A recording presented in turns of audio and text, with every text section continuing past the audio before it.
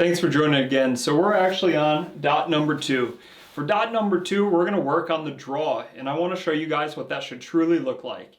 As far as your draw goes, one of the biggest fundamentals to keep in mind for it is think of where your hand should actually be. As far as the draw goes, you're not actually pulling the trigger during that period, so you can speed up your draw and then take your time for the actual shot. So when I go to do this, what I like to use is one hand, and I make the letter J basically with my thumb and pointer finger. The reason I do this is pretty simple. I can protect my actual face during that draw, use one hand to clear out my garment, retrieve that firearm with a full grip. So as I start presenting that straight out in front, if someone were close enough to attack, I could use this elbow, that sharp elbow, to drive forwards to save like vital organs or anything, create space if I need to start pushing someone away or anything like that. So I love doing my draw with one hand. Now I am kind of layered up with clothing. I have a vest on, I also have a jacket on, a shirt on, and another one under there. As far as my clothing goes, I live in New York and it gets cold. If you can't see some of the condensation from my breath right now, I'm outside doing these in a shed, so it's a lot of condensation and stuff, but it's definitely cold out here. So this is something I would actually wear, and you can kind of see I got snagged up a little bit of my clothing, so what I might have to do is actually draw that garment up even higher to clear it. So I'll demonstrate again. I do it nice and slow. I'm going to clear that garment completely out of the way, drive my hand down towards my firearm, so as I start turning this now, I'm on it and I cleared it that time. One thing that I hate is when people start doing this draw, they think that they're moving really fast and it's just really just a chaotic motion, but they feel that if they're moving fast, they're doing it quickly. But in fact, they're just doing a whole bunch of things quick and they're drawing slow. So what you want to be is smooth. Smooth is fast when it comes towards this. You don't need to move your body super fast and all these random extra motions to draw your firearm. You want it to be as natural as possible. So if I was to be walking or something and something were to happen, could I still do that same motion? If I need to protect myself, present the firearm, pair it up, match it up with that other hand so I can drive it forward for a nice accurate shot. Could I do these? So everything I do, I like to think about it as going nice and slow. One thing that I've read before as far as firearms go, and I thought it made a lot of sense, I'll try to think of who the author was for it and I'll post it down below. But what they stated was that you've never practiced for hitting a deer or an animal crossing the road, so you just slam on your brakes to see what it felt like or anything.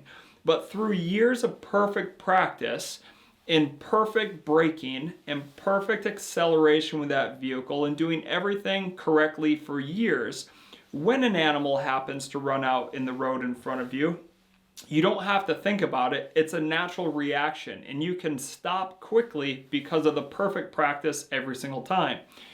That kind of hit home with me because it's something I've never worded it that way, but it makes the most amount of sense to explain it like that.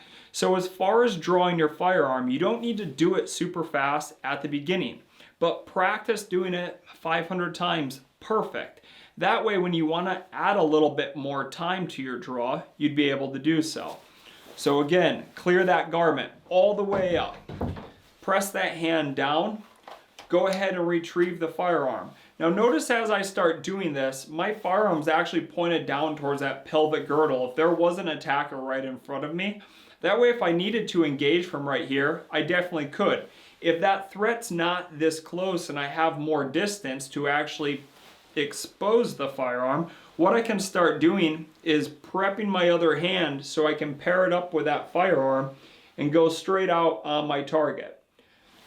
If you are left-handed, it's just going to be the opposite here. You're going to want to protect yourself with your right hand so that you could actually retrieve your firearm with your left hand.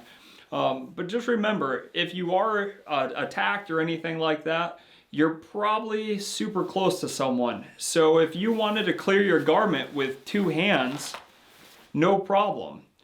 But if that other person's close enough to hit you and throw blows at your face, maybe they have a knife or something and they end up slashing you in the throat because you don't protect those items, I don't care if you have a gun. You just lost for the simple fact you failed to protect those vital organs. So really, try to do it with one hand. It doesn't slow the process down or anything like that. If you do have a copious amount of time where you could actually retrieve that without having to worry about it, awesome. More power to you.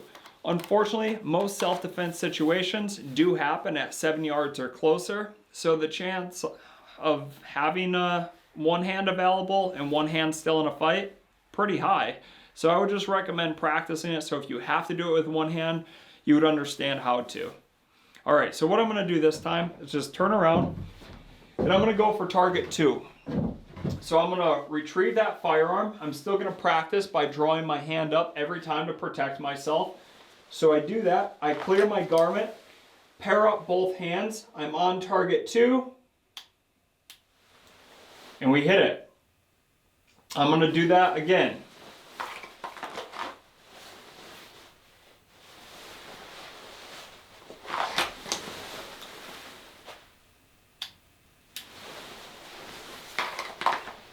We'll pick it up a little bit on the last 3 here.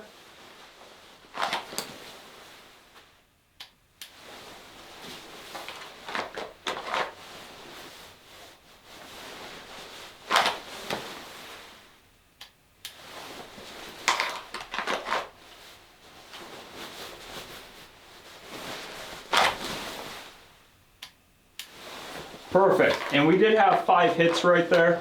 That's what the drill calls for. Perfect practice is going to correlate when you get out to the range and start shooting live ammo to perfect practice, perfect hits with the live ammo. If you guys are out here and your sights are falling off this, if you don't have a laser gun, you're just dry firing, that's fine too. But if you're jerking the trigger and your sights are being pulled away from your actual target, your intended target every time, you have to be able to tell yourself like, hey, I would have missed. And don't continue the drill just flying through it. If you're gonna train perfect every single time. So when you do purchase that ammo and you get out to the gun range, your practicing is gonna pay off out there. Hey, thanks again for watching.